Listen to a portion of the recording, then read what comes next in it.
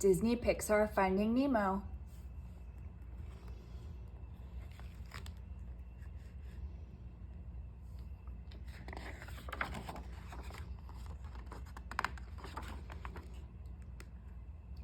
Nemo was a little clownfish.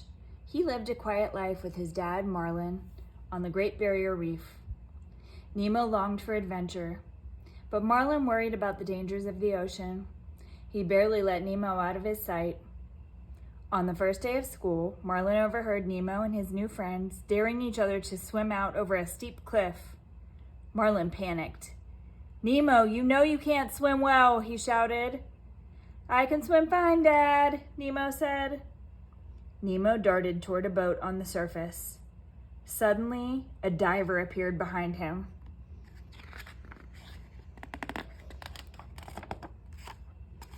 The diver pulled out a net and caught Nemo.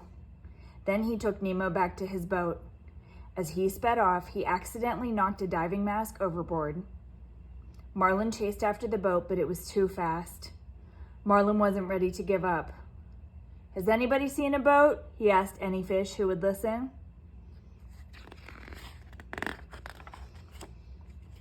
Just then, Marlin bumped into a fish named Dory.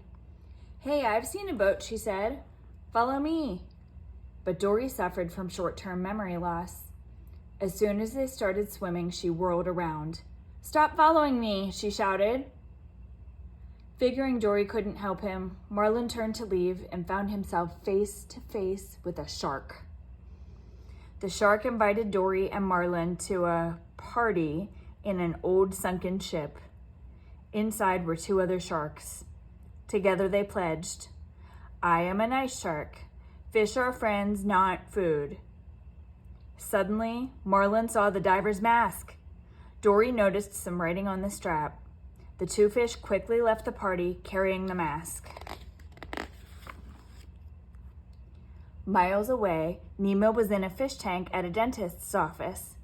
The other fish and their pelican friend Nigel passed the time by watching the dentist work. Nemo learned he would be given to Darla, the dentist's niece. The fish warned him that Darla's pet fish never lived for very long. The tank gang's leader, Gil, took charge. He explained that if someone could jam the water filter, the dentist would take the fish out of the tank to clean it. When he put the fish in plastic bags, they could escape by rolling out the window and into the harbor.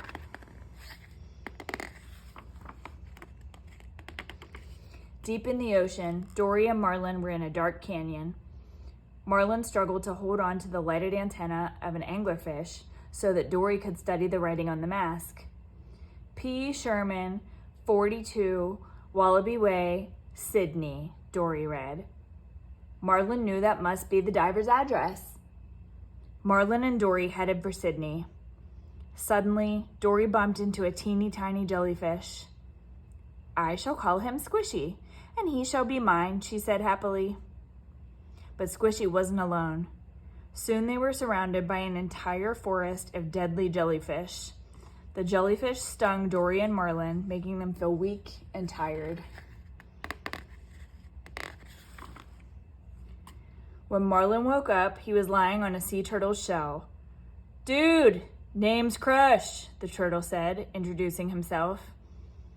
Around them, hundreds of sea turtles rode with a lightning-fast current. Crush's son, Squirt, was playing with Dory. While they played, Marlin told Squirt about his search for Nemo.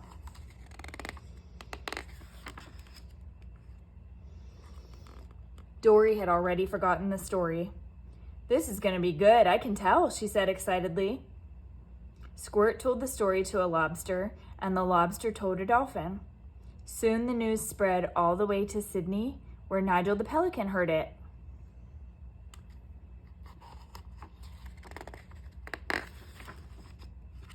Nigel sped off to the dentist's office. "Your dad's been fighting the entire ocean looking for you," he told Nemo. "And the word is he's headed this way right now to Sydney." "Really?" Nemo asked. He couldn't believe his dad was so adventurous. Nemo realized that if he was ever going to get home, he had to be brave too. He took a deep breath and carefully jammed a pebble into the tank's filter, stopping its swirling blades. Soon the tank would be so dirty the dentist would have to clean it. In the morning, the tank was still clean. Nemo's escape plan was ruined. Just then, the dentist captured Nemo in a plastic bag. As he lifted Nemo out of the tank, the office door slammed open. Darla had arrived. The dentist looked at the plastic bag. Inside, Nemo was floating belly up. Nemo winked at his friends. He was pretending to be dead. Outside Sydney, Marlin and Dory had met Nigel, who flew them straight to the dentist's office. The pelican soared inside with the 2 fish in his beak. Marlin saw Nemo floating upside down in the bag. "Nemo!" he cried. He thought his son was dead. The dentist shooed Nigel away. "Out with ya, and stay out." Nigel returned to the harbor and dropped Marlin and Dory into the water. Marlin swam out to sea, leaving Dory. "We were too late," he said. But after Marlin left, Nemo swam out of a nearby pipe. He had been flushed. Nemo spotted Dory swimming in circles. "Are you all right?" he asked. "I'm Nemo." "You're Nemo!" Dory cried, hugging him happily. Nemo and Dory found Marlin nearby. "Daddy!" Nemo called out. Marlin was so happy to see his son. But as they swam toward each other, a big net dropped into the water. Dory got stuck inside. Nemo knew just what to do. Tell all the fish to swim down. Together the fish swam down until the net broke. Marlin found Nemo pinned beneath the heavy net. To his enormous relief, his son's eyes fluttered open. Nemo was going to be all right. Marlin finally realized that even though Nemo was a little fish, he was capable of doing very big things. It was time for Nemo, Marlin, and Dory to go home. Several weeks later, Nemo was back home and ready for school. This time, Marlin was ready too. He knew that his son could take care of himself. Nemo waved as he swam away. "Bye, Dad! Oh, wait, I forgot something." He swam back and hugged Marlin. "Love you, Dad." Marlin smiled. "I love you too, son," he said. "Now, go have an adventure."